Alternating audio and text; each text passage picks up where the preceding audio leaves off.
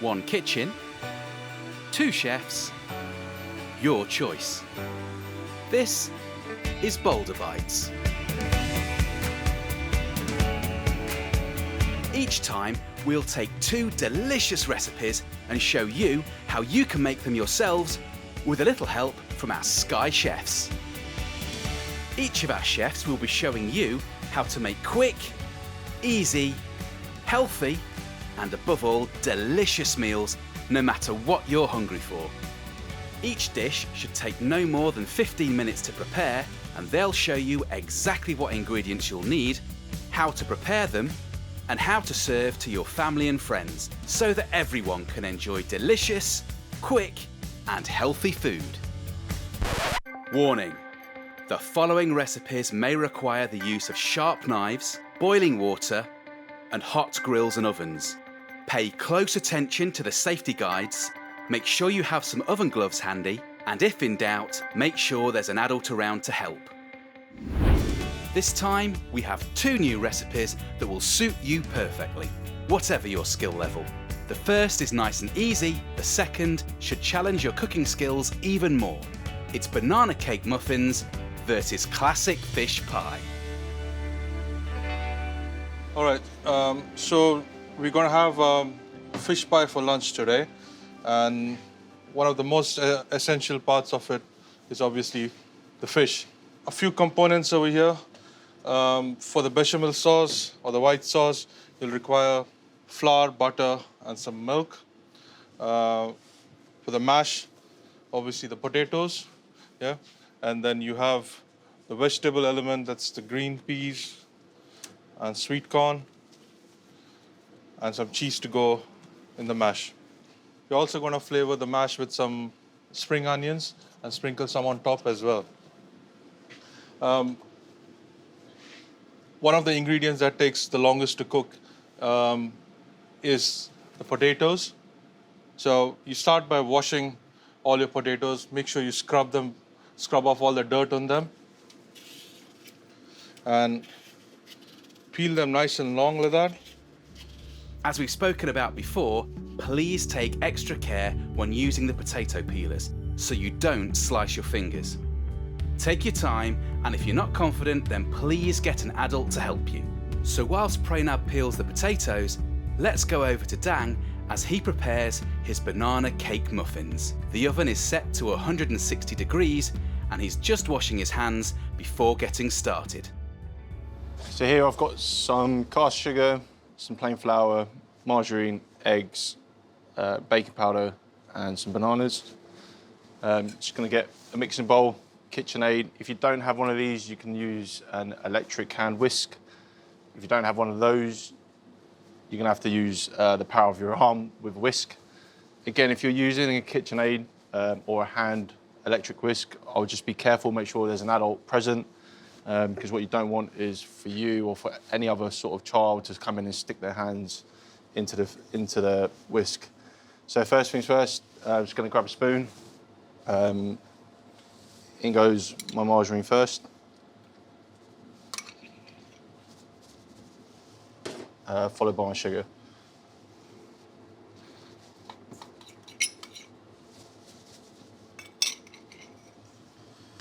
Then I'm going to bring it over to my KitchenAid. Pop that in, make sure it's secure. Also, a good tip as well is when you plug in your KitchenAid or your electric hand whisk, always ensure your plug is off first, just in case there's still any power in the currents and it doesn't automatically switch on. So get that in, turn it on, and just let it whisk. And what you want to do is let it whisk until it becomes light and fluffy.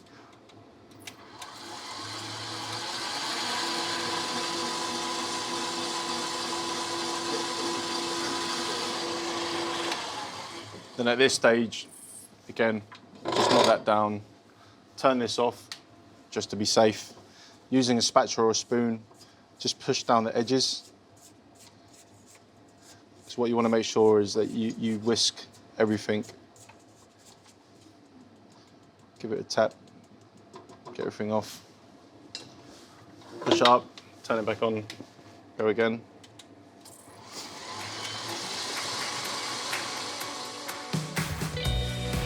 So let's go over those ingredients. For Dang's banana cake muffins, you will need 60 grams of margarine, 1 teaspoon of baking powder, 50 grams of caster sugar, 1 egg that's been beaten, 188 grams of plain flour, 1 teaspoon of baking soda, 3 ripe bananas that have been mashed, and 1/4 teaspoon of salt. So after all that mixing, Dang has moved on to the next step, adding the eggs. Once that's whisked, turn your machine back on.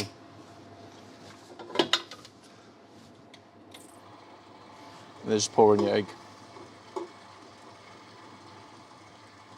The reason why you don't want to crack your egg straight in there is so that you're not risking any eggshells dropping in there as well.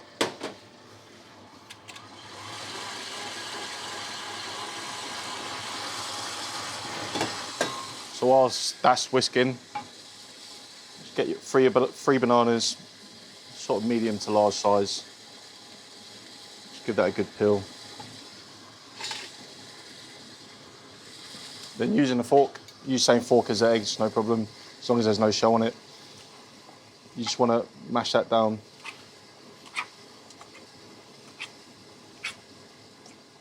If you really want to get messy and have a bit of fun with it, go straight in with your hands. If you want to really mash this down, just go wild, just really mash it. Cool, leave that to the side. Again, just stop your machine, turn it off from the mains, bring it down. The same thing, just push everything down.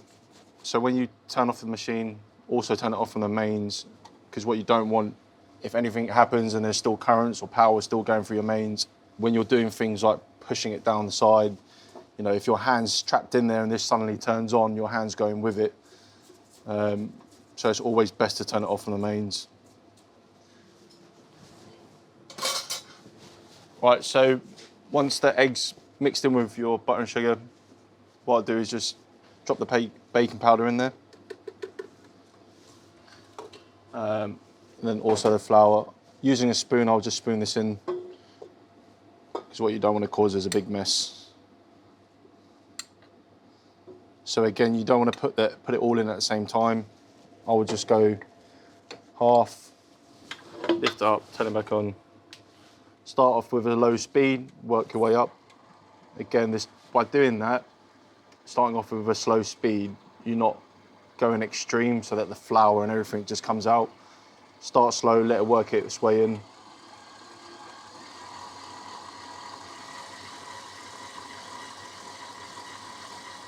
And again, once the flour's mixed in, I would go in with the rest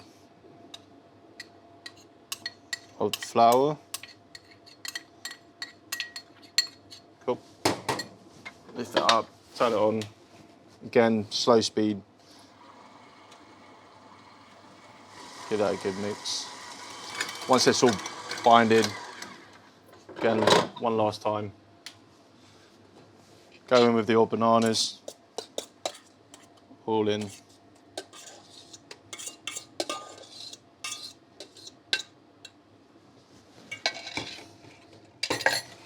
And again, use your spatula, pushing everything down one last time. And for the final mix. So, whilst Dang is doing that final mix, back to Pranab, who has put the potatoes on to boil, the same as we've seen in previous episodes. The next element that we're looking at is the cooking of the fish. We are going to poach the fish in milk.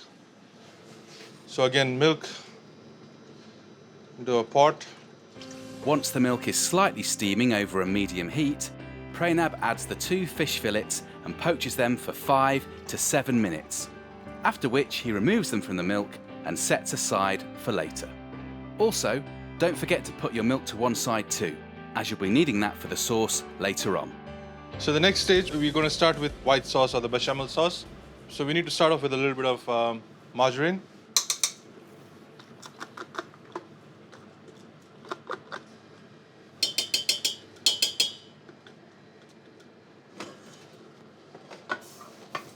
So you want this on a very extremely low heat, as you don't want the margarine to burn, but at the same time you want it to melt. Once the margarine has melted, add in the flour. In culinary terms, we call this making the roux. Roux, spelled as R-O-U-X, is a thickening agent that is used in sauces. It would be equal quantities of flour and butter, of flour and margarine in this case. And what you want to do is slowly cook off the flour and margarine till the flour is cooked. How would you know the flour is cooked? It gives off a very sweet smell once it's cooked. And also, the texture is going to turn a little bit sandy. So let's go over the ingredients list. For Prainab's fish pie, you will need 1 kilogram of Maris Piper potatoes, 400 millilitres of semi-skimmed milk, 25 grams of margarine, 25 grams of plain flour, 4 spring onions, 500 grams of bassa fillet, 80 grams of sweet corn, 80 grams of frozen peas, and 60 grams of grated cheddar cheese. And as we've said before, please take care when using the cheese grater. And if you're not confident, get an adult to help. It's been like 4 to 5 minutes since we started cooking the roux, and you can see the texture has already changed. It's gone a bit sandy, and I'm already getting that sweet smell. This stage, I would recommend to move away from a spoon and use a whisk. The milk is still pretty warm. We're going to use that to finish the sauce. So,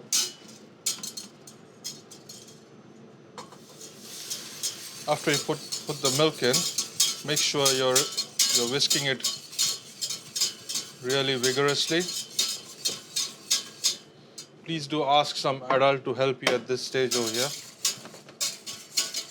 So when you're whisking, make sure you're holding the pan stable with one hand.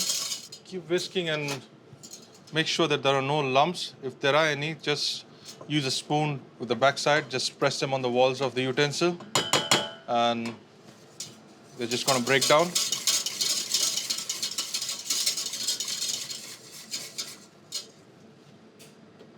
So as you can see, the bechamel has started to thicken out. At this point, you can lightly season it. Now, this is where we're going to start making the pie mix. So you're going to use the fish, you're going to lightly break it apart.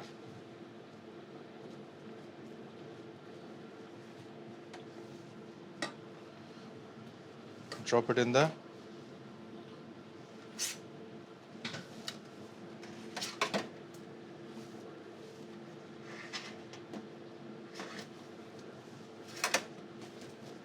Some corn and some green peas. So when you're mixing it, just make sure you're just folding it. You do not want to crush the fish. Whilst Prainab finishes the mixing, let's go back to Dang as he adds the banana muffin mix to the moulds. Get your cupcake moulds, and again, line them with your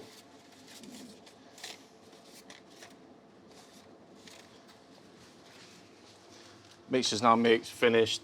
Turn it off. I will remove the plug now. You're done with it. Once you've got your mix, just using your spoon, just another mix, just in case anything's caught at the bottom of the bowl. And then slowly spoon this into your moulds. And again, you just want to go halfway up. Depending on the sort of moulds that you have will depend on the portions. Cool. And again, just go into the oven, popping it open, let the hot air, steam come out.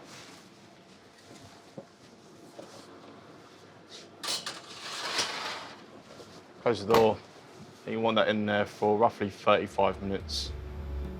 Now that the muffins are in the oven, it's back to Prainab who has drained the boiling water from the cooked potatoes and is about to make the mash.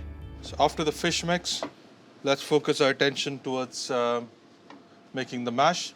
We're going to make a kind of a spring onion mash. So we're going to chop some spring onion, which is also going to be used for the garnish.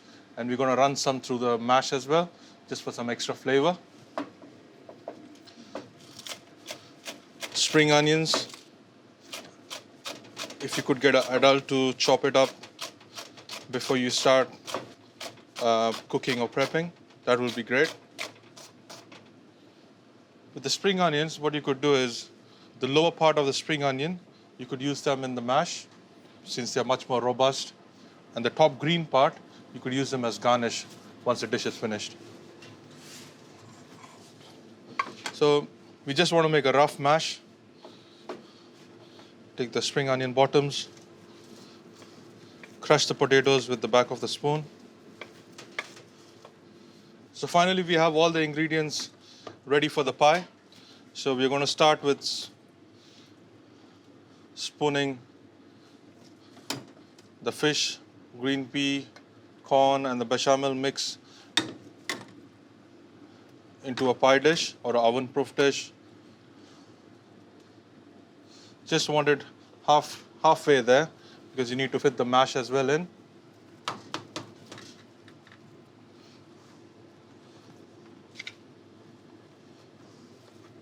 Top it up with the mash.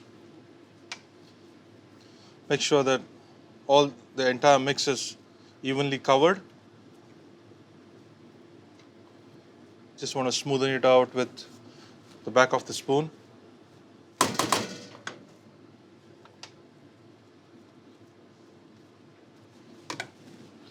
That's done. Sprinkle it with some cheese. Could put in some little bit of spring onions at this point as well. Set up the oven at 180 degrees and put it in for 8 to 10 minutes. On the 8th minute, we're just going to have a look and check if it's close to done, and then we'll take a call from there.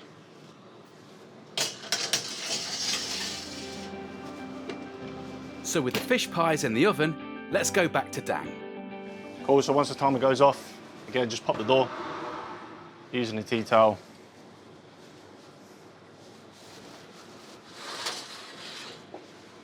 Paper's flying off. Get these out. Again, you just want these to sit there 45 minutes to an hour, let them rest. Just don't take them out because what would happen is they'll just collapse. Residual heat will continue cooking these. 45 minutes to an hour, just leave them there. After 45 minutes of resting, the muffins are now ready to go.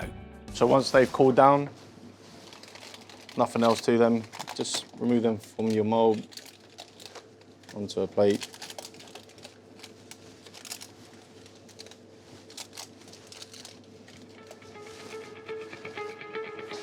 The snacks are ready.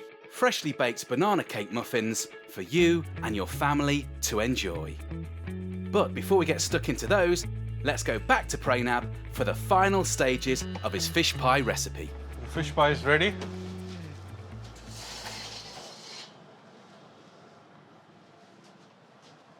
Get that out.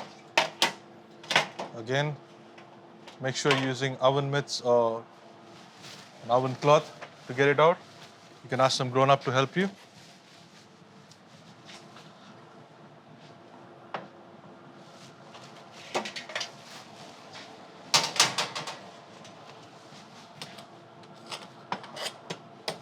So, spoon that onto a plate. Just like that.